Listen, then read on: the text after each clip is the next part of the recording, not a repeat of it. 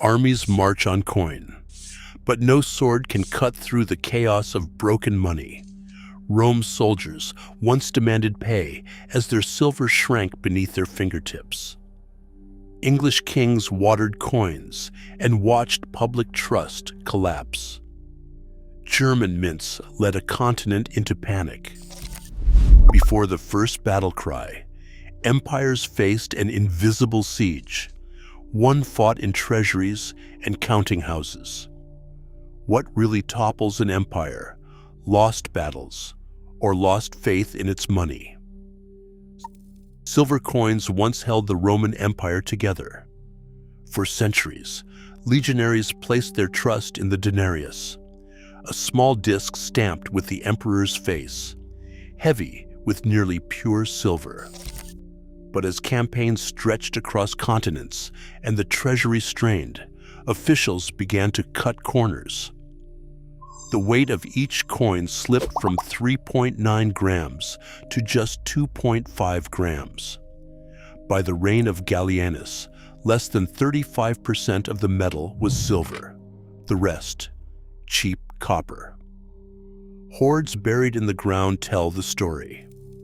Coins from Augustus's time gleam bright, but those from the 3rd century crumble, their silver washed thin. On paydays, soldiers counted their stipendium. The numbers on the tablets rose, from 225 denarii under Augustus to 900 under Severus, but the coins in their hands bought less bread, less wine, less loyalty. Grain prices soared. Soldiers petitioned for arrears and bonuses, but the treasury's answer was more debased coin. Mutinies followed. In the 260s, legions marched not for conquest, but for back pay, turning their swords inward. The shortcut of debasement bought time for emperors, but it sold away trust. Rome's invisible siege began not at the border, but in the treasury, where metal vanished and loyalty with it. By the 16th century, England faced a new kind of crisis. Royal wars and courtly extravagance had drained the treasury, so the Tudor crown turned to the mint. Between 1542 and 1551, the silver content of the English penny dropped from over 90% to just 1/4. Gold coins, once nearly pure, were alloyed with copper until their yellow wore thin. Mint accounts from the period reveal the scale. Over 1 million ounces of debased silver struck each year, flooding the market with coins that looked the part, but failed to hold their value. Prices climbed, wages lagged, and merchants began to discount English coinage. By 1551, Parliament intervened, passing an act to recall and remint the currency at a higher standard. But not before public trust had been shaken and the cost of war had soared. Across the Mediterranean, Genoa took a different approach. In 1407, the city's patricians founded the Banco di San Giorgio, pooling public and private credit to fund naval campaigns. Instead of watering down coins, Genoese bankers kept detailed ledgers, offering loans secured by tax revenues. The bank's stability allowed Genoa to finance fleets and manage debt for centuries, even underwriting foreign wars. Where England's shortcuts sparked inflation and backlash, Genoa's institutional fix built lasting confidence. The contrast was stark. Debasement bought time, but banking built endurance. In the chaos of the 30 Years' War, the Holy Roman Empire's money supply spun out of control. By 1619, city councils and minor princes handed out mint licenses to anyone with silver or the nerve to try. Over 100 mints roared to life, each churning out coins with less and less precious metal. Mint masters and speculators melted down good coins, mixed the silver with copper, and stamped out shillings by the sackful.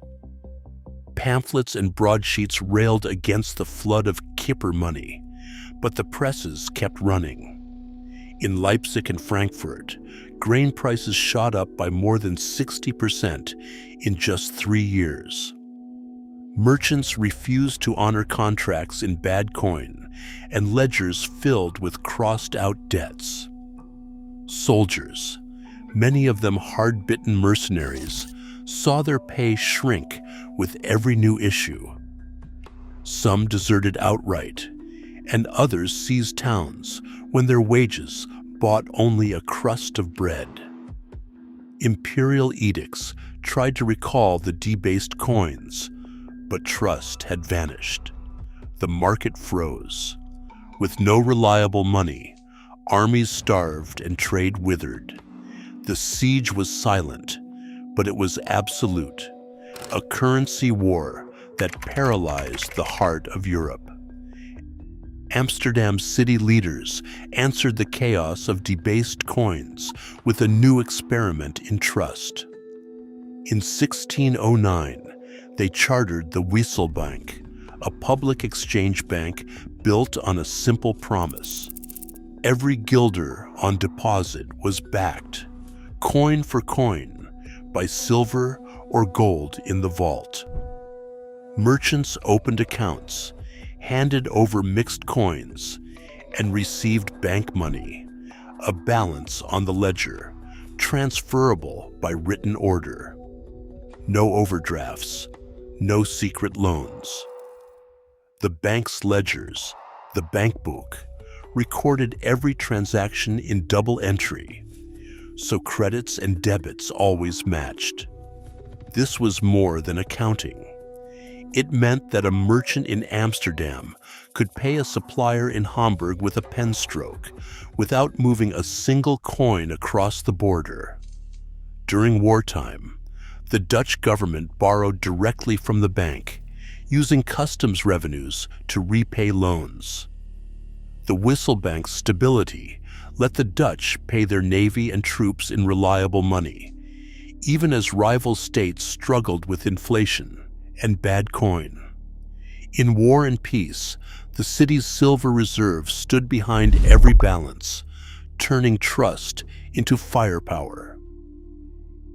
In 1602, a new kind of war chest took shape in Amsterdam. The Dutch East India Company, VOC, invited merchants, artisans, and even widows to buy shares, each worth 100 guilders. Within months, over 6 million guilders poured in, not as taxes or forced loans, but as voluntary investments. This was more than a collection plate. It was a joint stock arsenal. The money did not sit idle. The VOC board turned capital into warships, mortgaging vessels to raise further loans and trading share bundles on the Amsterdam Exchange. Shipwrights hammered out hulls for expeditions to Java and Sumatra, while crews signed on for wages paid in reliable bank money.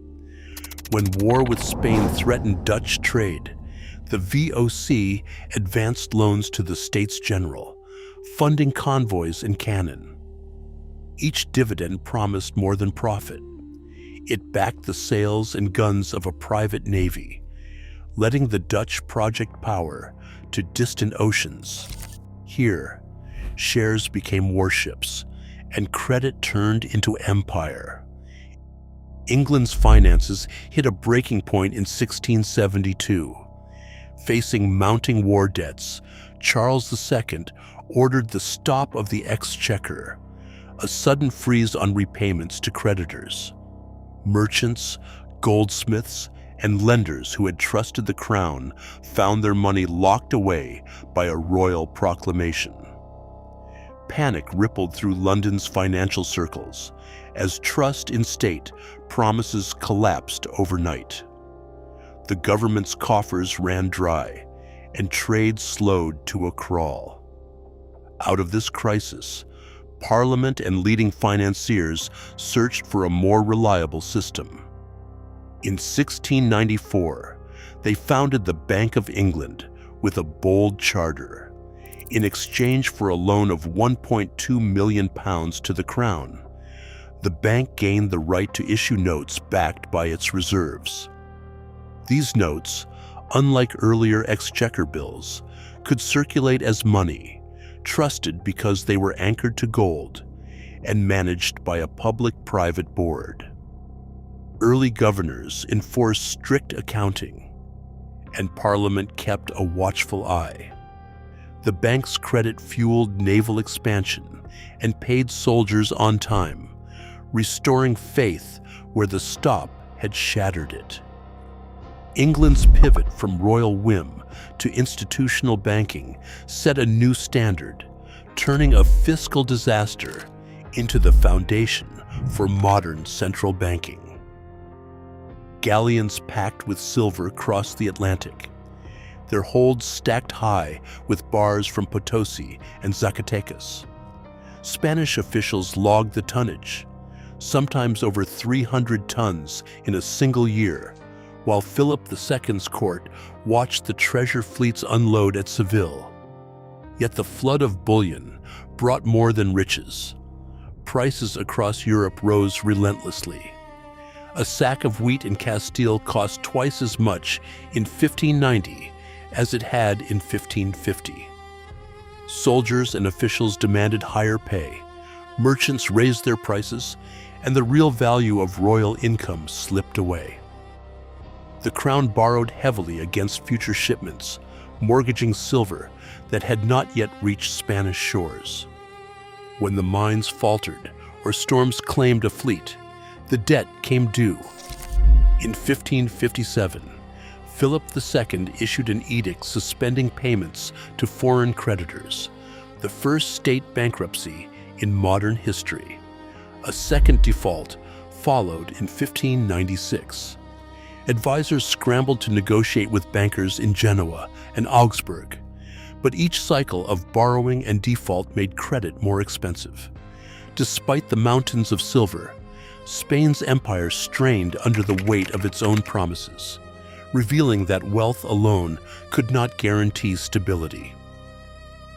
In Paris, John Law promised to turn paper into prosperity. The French treasury, crippled by war debts, handed him the keys to the Banque Royale. Law's bank began issuing notes, first in careful amounts, then in a torrent.